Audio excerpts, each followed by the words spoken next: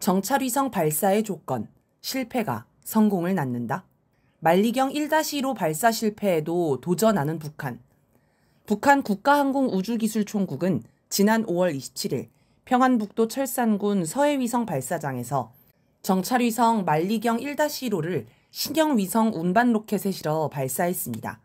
조선중앙통신은 1단계 로켓이 비행 중 공중폭발해 발사에 실패했다고 보도했습니다. 국가항공우주기술총국 부총국장은 이와 관련해 비상설 위성발사준비위원회 현장지휘부 전문가 심의에서 새로 개발한 액체산소 플러스 석유 발동기의 동작 믿음성에 사고의 원인이 있는 것으로 초보적인 결론을 내렸다라고 말했다고 합니다. 이처럼 북한은 발사 실패를 인정하며 실패 이유까지 밝혔습니다. 김정은 국무위원장은 다음 날인 5월 28일 창립 60주년을 맞이한 국방과학원을 방문했습니다.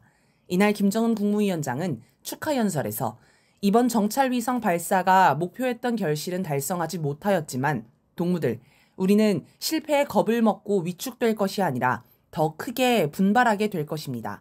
라고 말했습니다.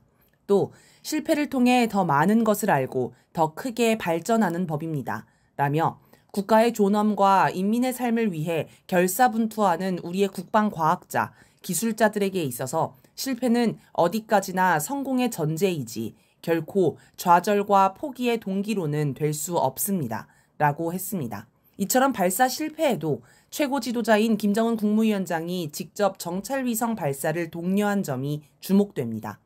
국가가 지원을 아끼지 않을 테니 실패를 두려워하지 말고 개선점을 찾아 만리경 1-1호 발사를 성공시키라는 당부라고 볼 수도 있겠습니다. 앞으로 북한의 과학자들과 개발자들은 만리경 1-1호 발사를 성공시키기 위해 힘을 쏟을 듯합니다. 북한은 올해 중 몇 차례 정찰위성을 발사하겠다고 밝혔습니다. 그런 만큼 개선점을 찾아 또다시 만리경 1-1호 발사에 도전할 것으로 예상됩니다. 실패를 통한 성공, 과학계 사례. 본래 과학은 가설부터 세우고 실천을 통해 가설을 검증하는 과정을 거칩니다. 검증 과정에서 실패와 시행착오도 겪습니다만 이를 통해 성공으로 나아가는 것입니다. 2021년에 나온 책 과학자의 흑역사 소개문은 누구나 알만한 위대한 과학자들도 예외는 아니다. 오히려 성실하게 연구에 매진했던 이들일수록 성공보다 실패 횟수가 훨씬 많았다. 라면서 그들이 최종적으로 성공을 거둘 수 있었던 것은 과거 실패에 실망하거나 타협하지 않았기 때문이다. 라고 했습니다. 이처럼 원래 과학기술 분야는 실패가 많습니다. 1879년 10월 21일은 백열전구가 발명된 날입니다. 미국의 발명가 토머스 에디슨은 실험과 실패를 1000번 넘게 거듭해서 백열전구를 개발했습니다. 특히 에디슨은 백열전구의 핵심인 필라멘트 개발에 열중했습니다. 필라멘트는 전류가 통하는 가늘고 긴 선으로 필라멘트에 전류를 흘리면 전구가 빛과 열을 뿜게 됩니다. 하지만 당시에는 필라멘트에 적합한 소재가 발견되지 않았고 기존의 전구는 몇 시간 가지 않아 꺼지기 일쑤였습니다. 에디슨은 자신의 머리카락, 말의 털, 백금을 비롯해 6,000개가 넘는 재료로 필라멘트를 만들어 백열전구에 적합한지 시험했습니다.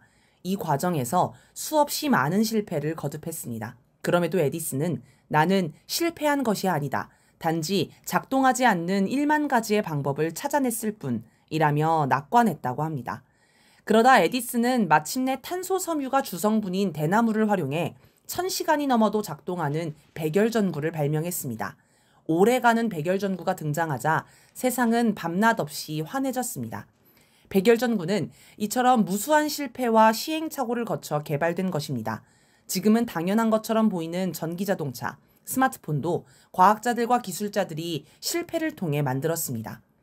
정찰위성을 우주로 쏘아 올리는 발사체 역시 마찬가지입니다. 발사체의 제작, 발사에 들어가는 기술은 대단히 어렵고 까다롭습니다. 1957년 8월 3일 소련이 세계에서 처음으로 발사체 R7을 개발했습니다. 그 뒤 미국, 중국, 일본, 프랑스, 인도, 영국, 이스라엘, 한국, 북한, 이란 등이 발사체 개발에 성공했습니다. 전 세계에 200여 개국이 있으니 발사체 개발에 성공한 나라가 극히 일부임을 알 수 있습니다. 한국은 2013년 1월 고흥 나로 우주센터에서 2단형 발사체인 나로호를 쏘아 올렸는데요. 다만 나로호의 1단은 러시아에서 개발한 액체 엔진이 쓰였습니다. 이후 한국은 독자 기술을 활용한 한국형 발사체 누리호 발사를 추진했습니다. 2021년 10월 21일 처음으로 발사된 누리호는 궤도 안착에 실패했습니다. 이후 2022년 6월 21일 2차 발사, 2023년 5월 25일에는 3차 발사에 성공했습니다. 지난해 북한은 정찰위성 만리경 1호 발사에 성공한 바 있습니다. 북한은 2023년 5월 31일, 8월 24일 두 차례 정찰위성을 발사했으나 실패했습니다. 이 가운데 북한은 2023년 9월 26일에서 27일 최고인민회의 제14기 제9차 회의를 진행했습니다.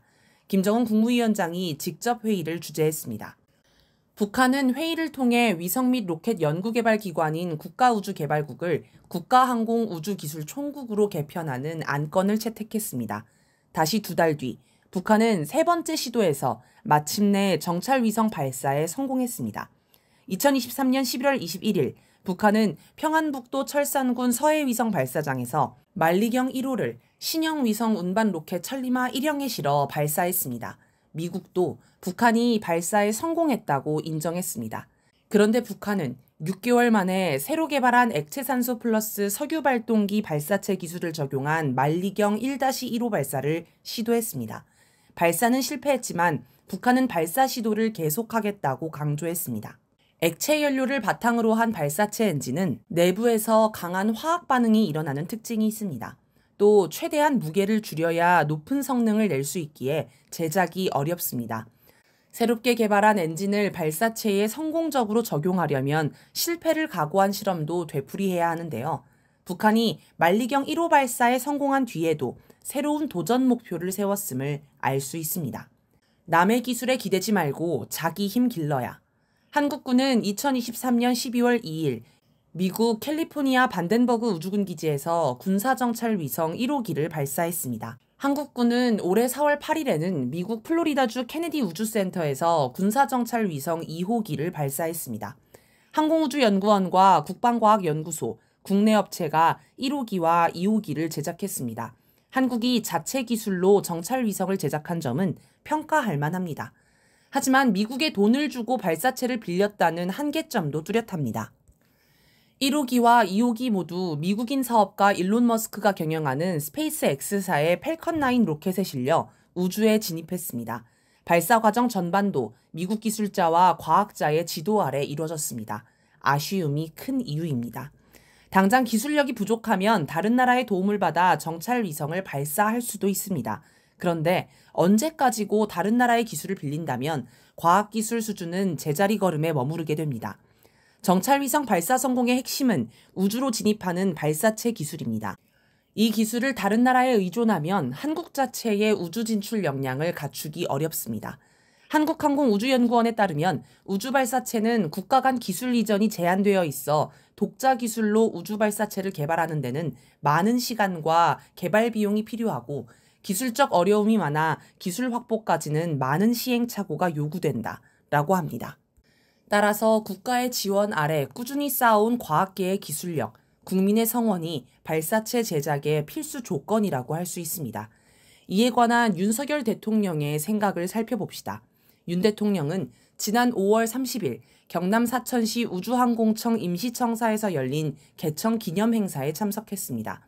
이 자리에서 윤 대통령은 2032년 달에 우리 탐사선을 착륙시키고 2045년 화성에 태극기를 꽂기 위한 스페이스 광개토 프로젝트를 추진하겠다라면서 500년 전 대항해 시대에 인류가 바다를 개척해 새로운 역사를 창조했듯 이제 우리가 우주 항로를 개척해 새로운 시대를 열고 스페이스 스탠더드를 선도해야 한다라고 강조했습니다. 포부는 거창해 보입니다. 그런데 말입니다.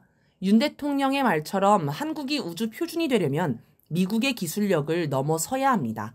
하지만 윤 대통령은 자체 기술로 정찰 위성을 쏘아 올릴 발사체를 만들겠다는 말은 하지 않았습니다.